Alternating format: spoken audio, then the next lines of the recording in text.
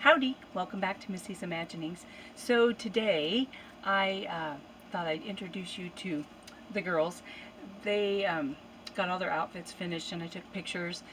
They've been on the website and on various groups. But anyway, I thought I would let you know what the dolls are and what their face sculpts are. So starting here is a Resin Soul Dai, or Day, D-A-I. I found her on eBay and got a really good price for her. And when she was in the listing, she actually had the green hair and some brown and kind of gold eyes, and she didn't have any eyelashes. So I thought, I don't know that I really am thrilled with how she looks, but I knew that she had potential. So when I got her, of course, she got different eyes, she got different hair and eyelashes, and I just love her. So yeah, so she's a keeper. So that's this one. This is a Babobi Ophelia, and likewise when I got her, she was kind of bland. She just had the factory face up. So I added some blushing, a little bit of color on her lips, and some eyeshadow, and of course gave her blue eyelashes, and so I like how she turned out. Right now her eyes are kind of overwhelming, but that's okay. She's kind of an overwhelming gal. This is an island doll, Ada. Yeah, this is Aurora and this is Ada. Both of these are island doll. And this gal, I was really tickled. I got her in an auction and the listing said there was something strange about her head.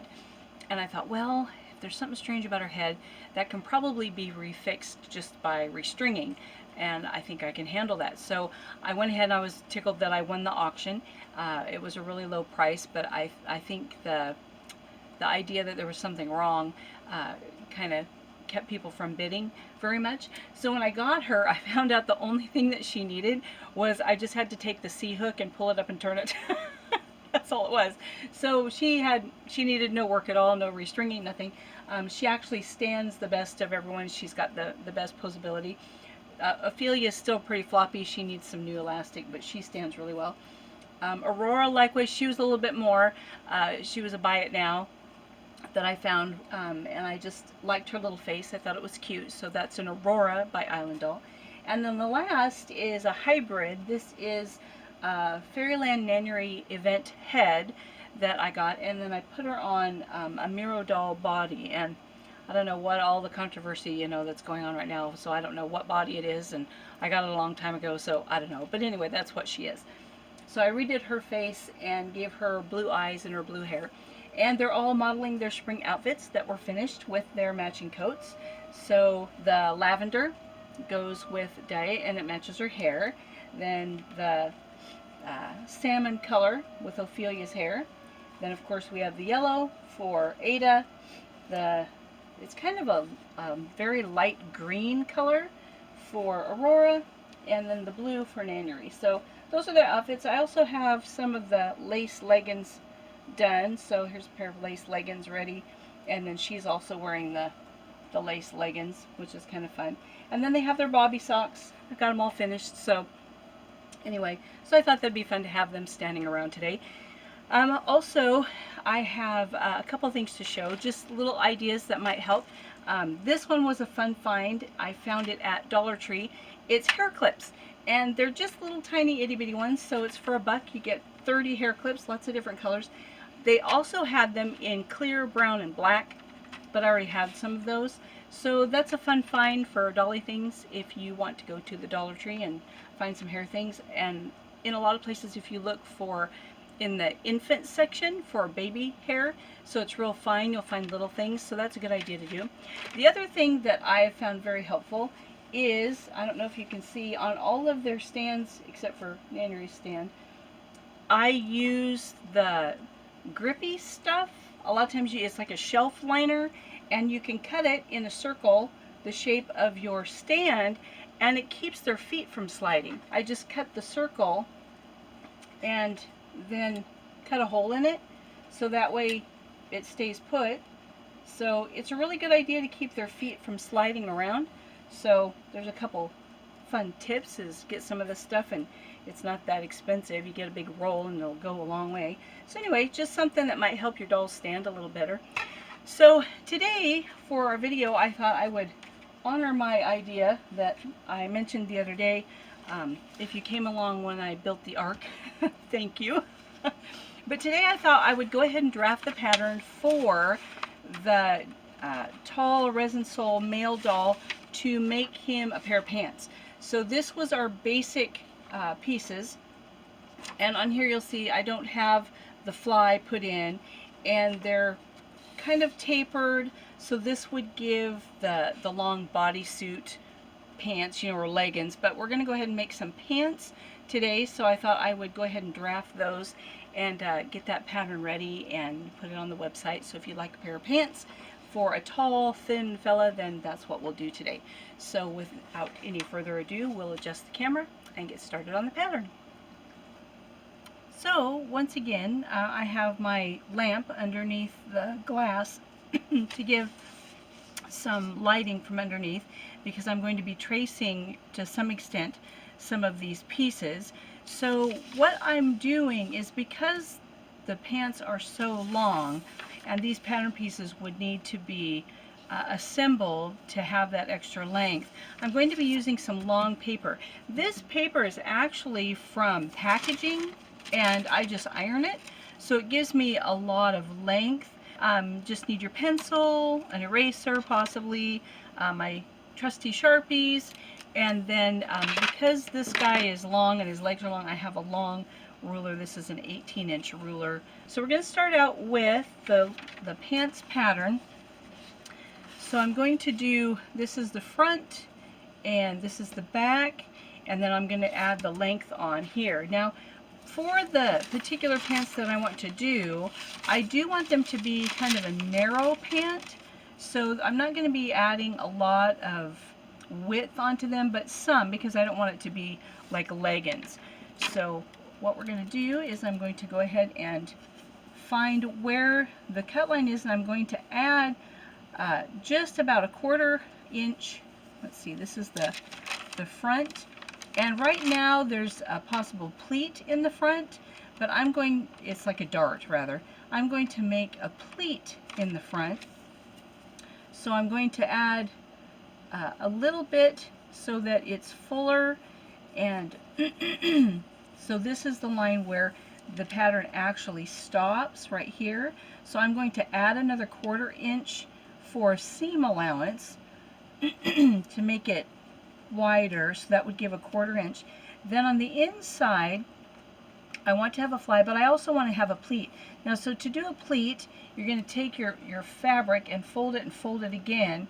So you need the 2 inside widths of the pleat. So I want about a 3/8 inch pleat, so I'm going to need to double that. So 3/8 for the inside, and the upper layer of my pleat is going to be 6/8. So I want to reduce that fraction, so I'm going to get 3/4 of an inch that needs to be added to the width of the pants in the front in order to get the pleat. So I've added some here that's just simply for the extra girth I want in the pants so you can tuck in a shirt. I'm going to add a 1/2 inch on this side, and then a 1/4 inch on this side, just to kind of round out so it's not all added to the side. I'm going to even out my waistband here. So here's my 1/4 inch. Now I want to add a fly, so I'm going to have a 1/2 inch fly with a 1/4 inch seam allowance. So my fly is going to come down straight, and the natural crotch of the piece goes about here. So if you imagine, here's our basic piece. I'm going to come out from this and make the fly the front fly of the pants. So I've got my additional seam allowance and the additional amount I need for the pleat, and then I also have just a little bit extra so it's not skin tight. Now down here I'm going to draw the line where we actually ended that pattern, and I'm going to draw where the base is of that basic piece. So I know I wanted to add about a 1/4 inch girth, but on the bottom I'm going to add about a 1/2 inch just to give a little bit more width to the pants so they're not skin tight. Then I'm going to trace up from the length of the inseam and come up to the line I already made. Then I'm going to use my ruler and remove that basic piece here. And I'm going to connect this outside line to this, and I'm going to keep that pretty straight. So that's going to be my side seam. So this is the front of the pants, and then we're going to have a pleat. Like I say, our pleat was going to be 3/8 of an inch. So the front of the pleat, let's see, if here's the fly, I want the front here. And then we've got 3/8 of an inch would be 1, 2, 3, and then 1, 2, 3.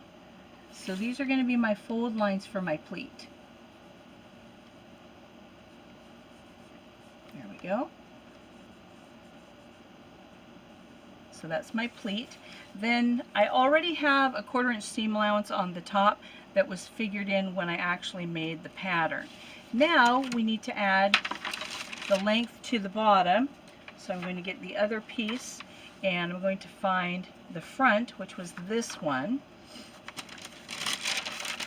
and overlap so that I'm overlapping on the actual draw line here, not the cut line, but the other line, because that's the line where it would overlap.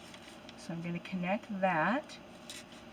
And this is, like I say, just so I can get my length, which the bottom would be here. And because that went just right to his ankles, I'm going to add a 1/4 inch to that length so that they'll kind of go down over his shoes. There we go. So I'm going to give a length there. Now I'll use my ruler and follow the line that I already had. And then here, I'm going to have to turn my paper so I can see here. I'm going to follow this down as well. And that's the front piece, and then I would cut 2 of those. Now, the next thing I want to do is I want these pants to have pockets. So on the side seam, my pleat is going to overlap here, so this edge is going to be folded to meet that edge right here, and then this would be the inside fold of that pleat. So from the pleat, I want my pocket to be about here, and then it's going to be a fairly deep pocket because he's tall, so I have a pocket line. So this is the line for my pocket.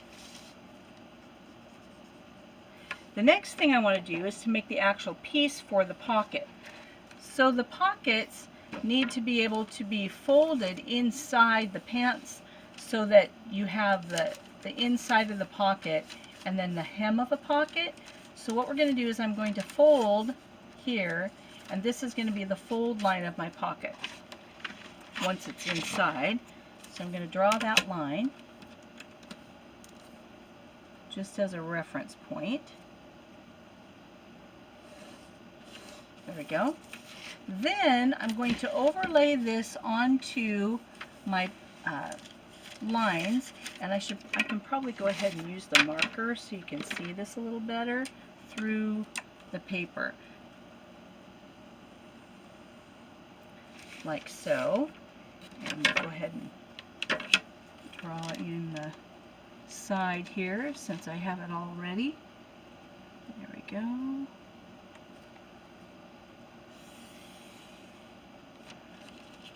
So that's the edge of my pants. So when I do the pocket, the first part is going to follow that, and this is going to be the depth of my pocket. And I'm going to, let's see, I want it to be about that deep. So here, I'm going to follow that line for the edge of my pocket. And I probably should have. Alright, but now my pocket also needs a seam allowance, which I'll need to put on here. Seam allowance. Almost forgot that part. So make sure we have a 1/4 inch seam allowance for my pocket. There we go. And then on here we want that same seam allowance.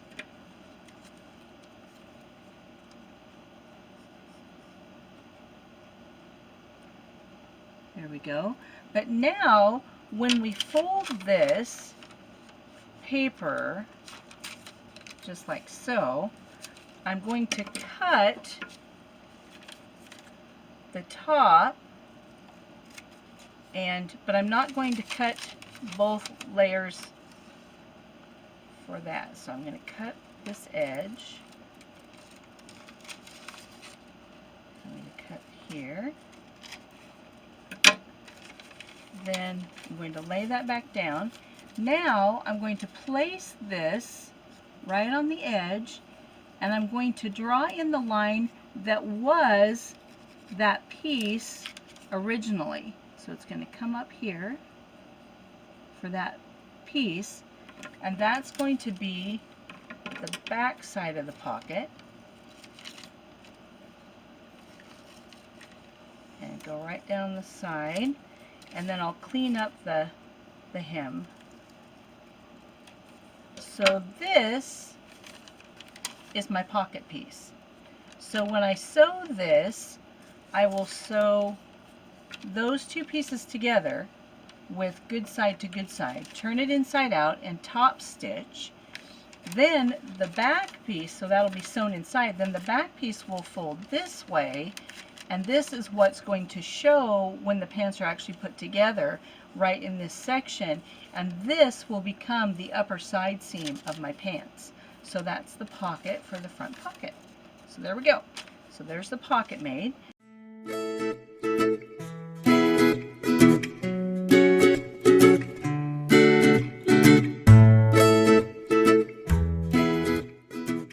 And now for the back, I want to go ahead and have a dart in the back, just so it'll kind of lay nicely when he gets them on. So here again, I'm going to add a little bit of width, not a lot, but just a little bit of width in the crotch. And I'm going to come up to the waist. And I want to have a pleat, so I'm going to add probably a 1/2 inch pleat from here to here. So I'm going to have to add in a 1/2 inch to the side and a little bit more for, well, probably just a 1/2 inch because I added to the front. So here we go. So here's the back, and I might go ahead and make that more centered. There we go. And a 1/2 inch that I'm adding. Then once again, I'm drawing that line where they connect, adding just a 1/4 inch on the outside, and then this is going to come up the leg up to that expanded crotch a little bit, so it gives more room to tuck in shirts and whatnot. I'm going to use my ruler. I'm going to take from my side seam down to, and I might curve in, oh yeah, I'll probably curve in just a little bit, just to give a little bit of shape. There we go. And then from here, I'll go ahead and connect that down. Then I'm going to put in my dart.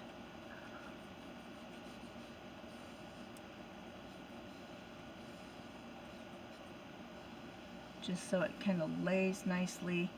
And then that you can always, because you've put in a dart, you can always adjust that if you want it to be a little bit slimmer at the waistline and have it a little more snug, or leave it a little bit looser if you like to tuck in bulky shirts or whatnot. So now I need the back piece so I can add that extra length to the bottom of the pants.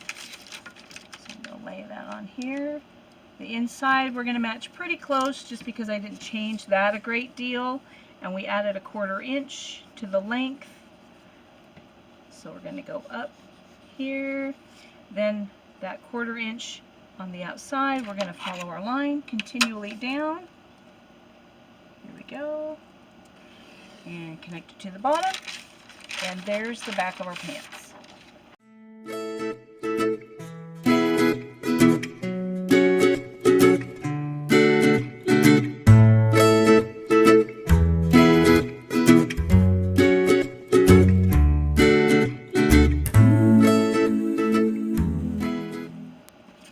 So there are my two pieces for the front and the back. We would cut 2 of each of those.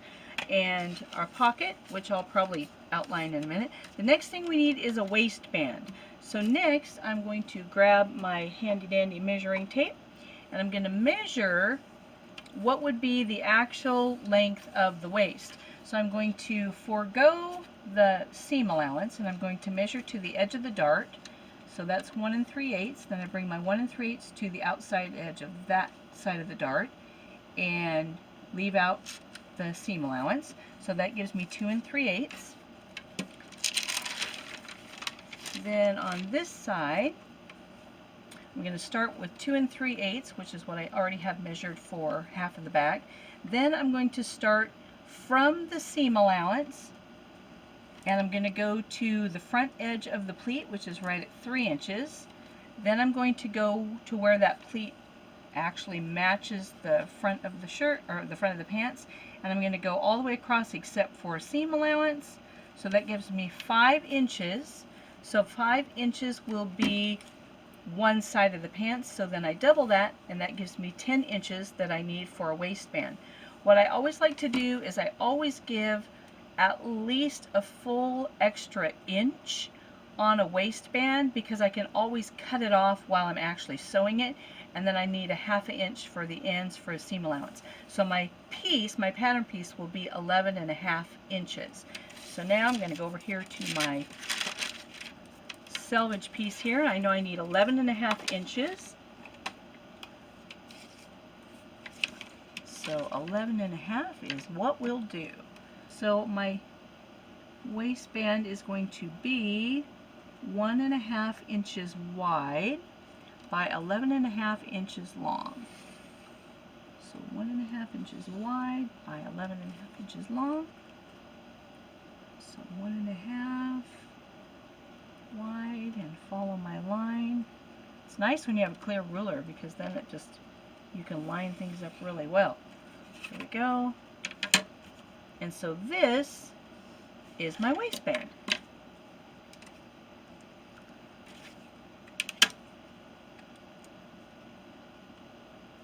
Then when I actually sew the pants together, one side of the fly will be extended while the other will be folded flush with the front seam of the pants, the front center seam.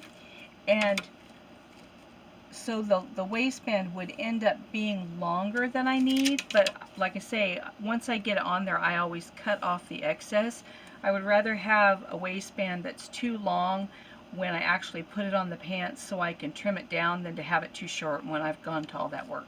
So that is our pair of pants. I'm going to turn off the light here from underneath so it'll show a little bit better. So this is the pair of pants, just a basic pair of pants with front pockets. I didn't do any pockets on the back, so just front pockets and a fly and a waistband. And then when you put the fly together, if you want to tackle a zipper, be my guest. I usually just do a snap at the top, and on this length of a fly, probably 2 more snaps, and just snap it together. So anyway, there we go. That is our pants pattern. So thanks for coming along today. I will go ahead and finish up these pieces, and they will of course be on the website, so you can try yourself and see how that goes. Also, if you have a doll that's relatively tall but maybe they're thicker in the legs, you can go ahead and print these out and then adjust them to fit, so at least it gives you a place to start. I believe on the website, if you go to Missy'sImaginings.com and on the menu click on the ready to print page, I believe there's also a PDF file for the, I think it's the EID size male doll that's a little thicker, like 65 centimeter, but he's a lot more buff and thick. His legs are a lot heavier. So there's also a basic set of patterns for that size of a doll. So if you want to take and print out each one of the basic sets and compare them and then see how it would fit who you have, then that's what you can do, and hope it'll work for you. So thanks for coming along, and I'll see you next time. Bye.